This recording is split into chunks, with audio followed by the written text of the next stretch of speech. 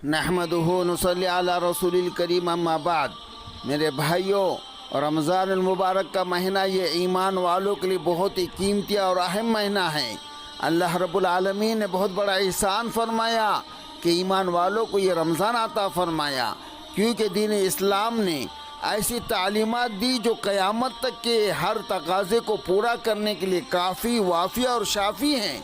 आज दुनिया कॉन्फ्रेंस और सिनेमा की बातें करती है। अल्लाह के महबूब सल्लल्लाहु अलैहि वसल्लम ने आज से 1400 साल पहले एक तस्वीर दे दिया था कि तुम पूरा साल अपने कामों में मशगूल रहो। सनअतकार बनेंगे तो कोई और ताजीर, और कोई यूनिवर्सिटी में प्रोफेसर बनेगा तो कोई हॉस्पिटल में सर्जन। तो मुमकिन है कि अपने अपने कामों में मसरूफियात की वजह से तुम्हारे ईमानी जज्बा ठंडा पड़ जाए और ईमान की बैटरी डाउन हो जाए। जिस तरह फ़ोन इस्तेमाल होता है तो बैटरी डाउन हो जाती है, फिर उसे चार्जर लगाना पड़ता है। इसी तरह रब्बे करीम ने भी रमज़ान मुबारक का महीना ईमान वालों के लिए ईमान की चार्जिंग का महीना बनाया है। रमज़ान मुबारक की ख़ास बात यह है कि इसके दिनों में रोज़े रखना फ़र्ज़ कर दिया गया और रात को तरावीह में कुरान मजीद सुनना सुन्नत बना दिया गया है। इन दोनों कामों का खुद इंसान को ही फ़ायदा होता है। इसमें उसके बहुत से रूहानी और अखलाकी पहलू हैं। इसके अलावा इंसानी जिस्म पर उसके बहुत अच्छे असरात पड़ते हैं। यह आजिज़ अब आपके सामने रोज़े और तरावीह के इन असरात को वजाहत के साथ बयान करेंगे जो इंसान के जिस्म पर मुरतब होते हैं। लेकिन इससे पहले एक वाक़या सुन लीजिए कि हारून रशीद का ज़माना था। बादशाह के पास एक ईसाई पादरी जो बड़ा अच्छा मुआलिज और हाकिम भी था, यानी एक ईसाई पादरी बादशाह के पास आया और बहुत बड़ा जो है हाकिम था, बहुत बड़ा डॉक्टर था। उसने बादशाह से कहा, मैं आपसे एक बात करना चाहता हूँ। चुनांचे उसे मौका दिया गया।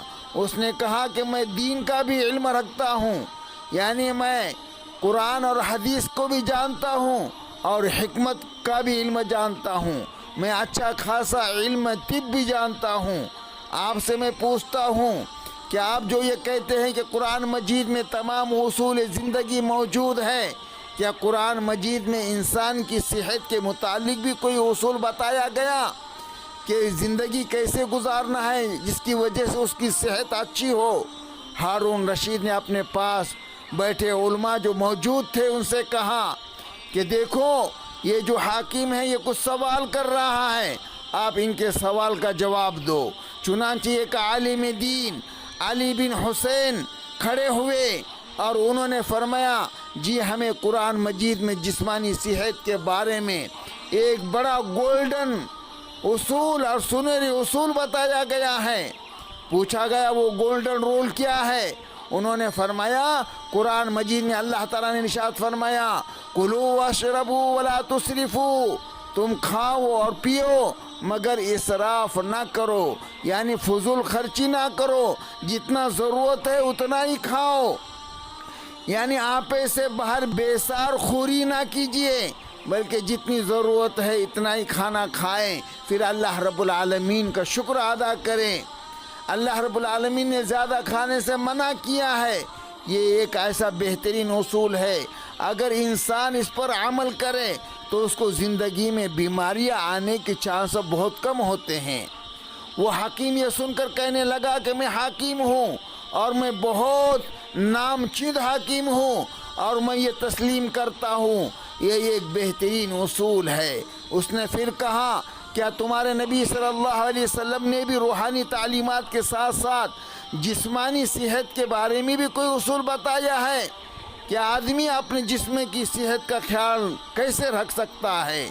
वो आलिम कहने लगे, जी हाँ, अल्लाह रब्बुल इज़्ज़त के महबूब सल्लल्लाहु अलैहि वसल्लम ने हमें जिस्मानी सेहत के बारे में भी बड़े अनमोल उसूल बताए हैं। चुनांचे उन्होंने हदीस पाक बयान की जिसका तर्जुमा ये है कि मादा तमाम बीमारियों की बुनियाद है। ये पेट सारे बीमारियों की जड़ है। तुम जिस्मों को वो दो जिसकी उसको ज़रूरत है और परहेज़ इलाज से बेहतर है। जब ईसाई हाकिम ने علی بن حسین کی زبان سے قرآن اور حدیث میں موجود طب کے یہ رہنما اصول سنے تو وہ کہنے لگا تمہاری کتاب اور تمہارے رسول صلی اللہ علیہ وسلم نے جالینوس کے لیے کوئی طب نہیں چھوڑی۔ یہ جالینوس یہ بہت بڑے حاکم گزرے ہیں طب کے۔ تو وہ کہنے لگا اگر تم نے اس قرآن اور حدیث کے مطابق تم نے کھانا پینا جاری کیا، یعنی پیٹ کو جتنی ضرورت ہے اتنا ہی کھایا، تو وہ کہنے لگا کہ تمہارے رسول صلی اللہ علیہ وسلم نے جالینوس کے لیے کوئی طب نہیں چھوڑی۔ آج ڈاکٹر لوگ تصدیق کرتے ہیں کہ ہماری کھانے کی عادت ہی ہمارے بیماریوں کا ذریعہ بن رہی ہے۔ مثلا اگر ہم بہت زیادہ چکنائی کھائیں گے تو شوگر کے مریض بن جائیں گے، اگر ہم بہت زیادہ چینی کھائیں گے تو شوگر کے مریض بن جائیں گے، اگر بہت زیادہ ملائی دار رس بھری چیزیں کھائیں گے تو کولیسٹرول لیول ہائی کر بیٹھیں گے، اور اگر بہت ہی زیادہ چٹپٹائی چیزیں کھائیں گے تو السر اور بلڈ پریشر کے مریض بن جائیں گے۔ اس لیے نبی کریم صلی اللہ علیہ وسلم نے ارشاد فرمایا معدہ تمام بیماریوں کی بنیاد ہے، یہی سے بیماریاں شروع ہوتی ہے۔ اس لیے جو بندہ معدے کو کنٹرول کرے، جو چیز انسان کے لیے فائدہ مند ہے وہ استعمال کرے، اور جو چیز نقصان دہ ہے اس سے بچ جائے تو انشاءاللہ بیماریوں سے بچا رہیں گا۔ تو حدیث پاک کا پہلا حصہ یہ ہے کہ معدہ تمام بیماریوں کی بنیاد ہے، اور حدیث پاک کا دوسرا حصہ یہ ہے تم جسموں کو وہ دو جس کی اس کو ضرورت ہے۔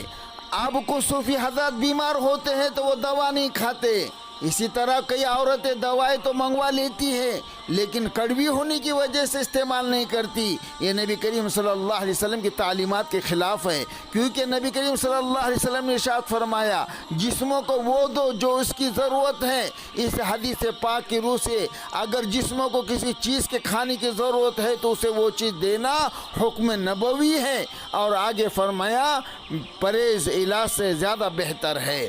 آج ہم اس معاملے میں بہت زیادہ سست کے مرتکب ہوتے ہیں، جہاں آپ دیکھیں گے کہ دسترخوان پر کسی نے میٹھی چیز رکھی ہے تو فوراً کسی کا ہاتھ آگے بڑھتا ہے، آپ سمجھ لیجئے کہ یہ آدمی شوگر کا مریض ہے۔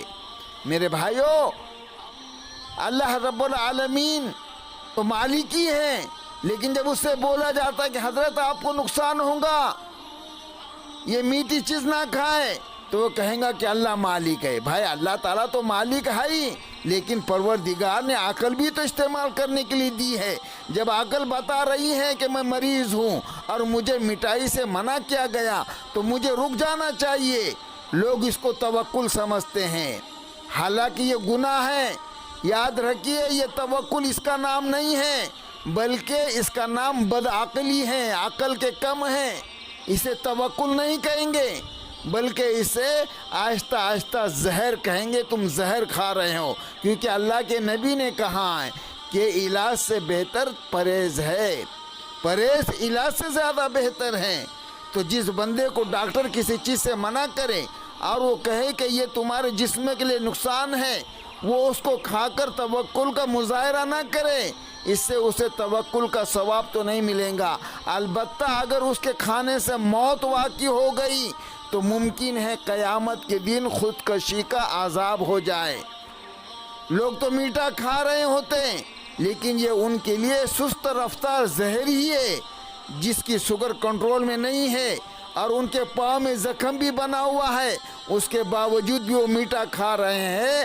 تو اسے چاہیے کہ اسے مت کھائیے اور اسے میٹھا مت سمجھیے، بلکہ یہ مٹھائی کی شکل میں زہر ہیں۔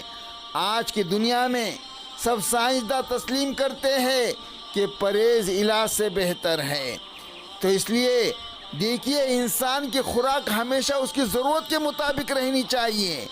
علماء نے لکھا ہے انسان کو جتنی بھوک ہو، اگر وہ اس سے ذرا دو چار لقمے کم کھائے تو یہ ایک اچھی عادت ہے۔ ہم یہ نہیں کہتے کہ انسان کے پاس اللہ کی نعمتیں ہو اور وہ پھر بھی بھوکا رہے اور جسموں کو غذا ہی نہ دے، ضرور کھائے، مگر کتنا؟ بدن جتنی ضرورت محسوس کرے۔ اس سے چند لقمے کم کھائے تاکہ خوراک اچھے انداز سے ہضم ہو کر جسم کا حصہ بن سکے۔ نبی کریم صلی اللہ علیہ وسلم کم کھانے کے عادی تھے۔ آپ صلی اللہ علیہ وسلم کی نبوت کی پوری زندگی میں 3 دن لگاتار ایسے نہیں کہ آپ نے تینوں دن پیٹ بھر کر کھانا کھایا ہو۔ اگر ایک دن کھانا کھاتے تو دوسرا دن فاقہ فرماتے، اور اگر 2 دن کھاتے تو تیسرے دن فاقہ فرماتے۔ ایک مرتبہ سیدہ فاطمہ الزہرا رضی اللہ تعالی عنہا اللہ کے محبوب صلی اللہ علیہ وسلم کی خدمت میں حاضر ہوئی تو محبوب دو عالم صلی اللہ علیہ وسلم نے اپنی عادت کے مطابق ان کا کھڑے ہو کر استقبال فرمایا۔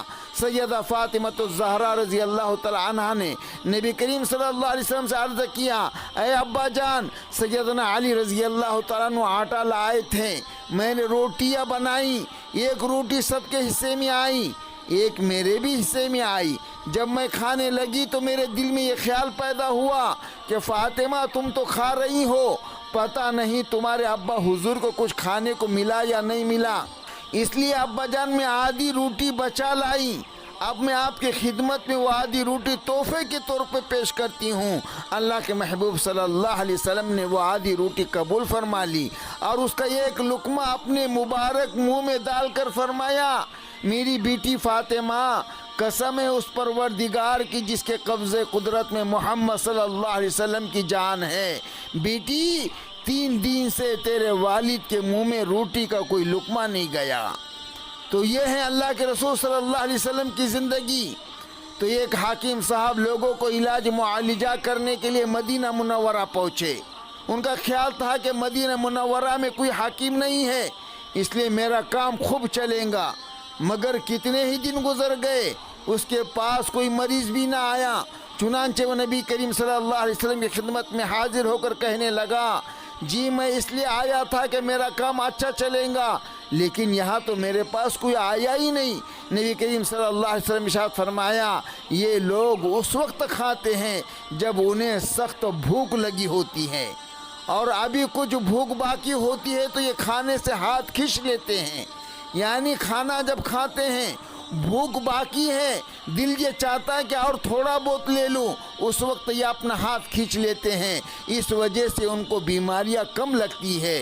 یہ صحت مندی کا بہترین راز ہے جو اللہ کے محبوب صلی اللہ علیہ وسلم نے ہم کو بتایا ہے۔ اللہ رب العالمین ہمیں ان تمام باتوں کے اوپر عمل کرنے کی توفیق عطا فرمائے، اور اس رمضان کی برکت سے تمام روحانی جسمانی بیماریوں سے ہماری اور ہمارے تمام امت مسلمہ کی حفاظت فرمائے۔